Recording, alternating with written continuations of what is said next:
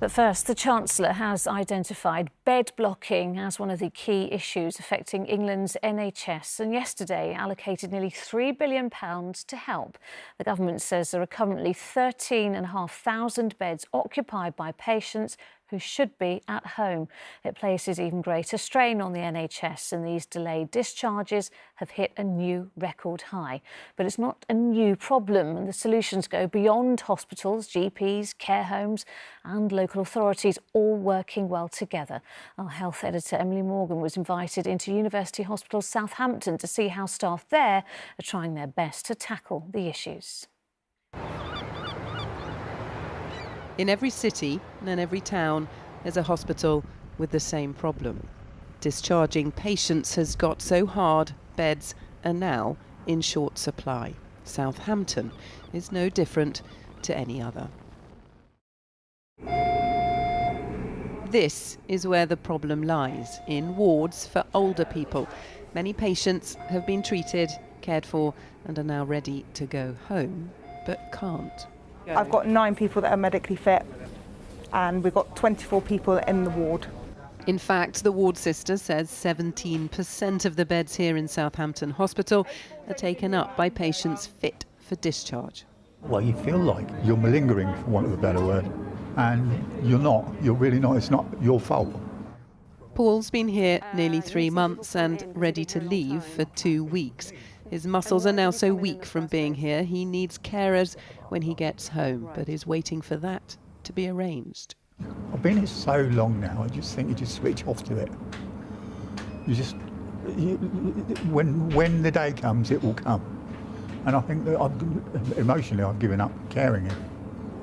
Yes, it feels horrible, but there's nothing I can do about it right now. No, but do you feel the system's letting you down? It's letting all of us down. Hold-ups like this are now typical. Rachel tells me of another patient. He needs to go home to a clean house, but that hasn't been sorted, and we're waiting social services to deliver a care package, but they've been unable to source that quickly, and therefore he has been in hospital for 36 days medically fit. We're going into winter pressures now, where you see a lot of respiratory patients come in, and we're unable to give them a bed because we've got patients that are still in the beds waiting to go home. Morning, Dorothy. Morning, hello, my name's John. I've come to chat to you today about a view with getting you home today. So desperate for beds, hospitals are discharging patients while still caring for them from afar. Dorothy's consultant will keep in touch while she's at home. I'm happy at home and see my grandchildren. And your dog? And my dog, of course. Top priority. So you're pleased to be getting out of here? Yes, I am. This is the impact of delays in getting patients home. No room to admit others into the hospital from A&E. You're just going to stack up patients like this? Yeah, absolutely. I mean, this isn't good for patients, is it? No, absolutely, and it's a struggle sometimes on our nursing staffing and our medical staffing to be able to care for these patients well enough, really, and to the standards that we're trying to achieve when they are essentially, in a queue. So what's the problem? Why is it taking councils so long to arrange residential places or care packages for those who need it?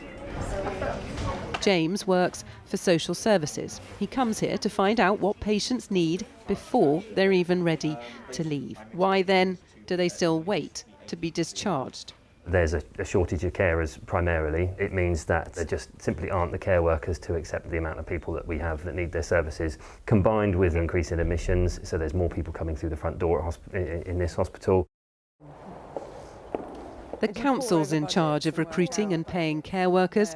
I went there to ask Lorna, who's in charge of adult social care, why she doesn't employ more. Actually, we have a recruitment crisis. So we could have all the money in the world to pay, which we don't, but if we did, it's no good if there isn't actually people there to pay that money to.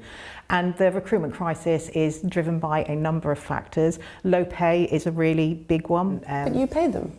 We do pay them. Why don't you pay them more? We would love to pay them more, but where's that money going to come from? Much of it comes from central government. But she took me through her current budget to explain why she can't increase spending and therefore capacity in care. If you increase that like you need to do, you'd have to take money away from things like road maintenance, from things like other services in the... Yeah, at the moment we're consulting on reducing the amount of street lighting that we have in the city. These are the sort of things that we have to make. We have to make clear and start choices. So you're robbing Peter to pay Paul? We're constantly robbing Peter to pay Paul. Hello, it's Tracy. Hello, Tracy. Hello, how are you today? Not too bad. Not too bad? No. The services they do run are successful. This urgent response team brought Janet home from hospital and will try to keep her here. And it's important for you to stay at home, is it? Oh, yes. Yes.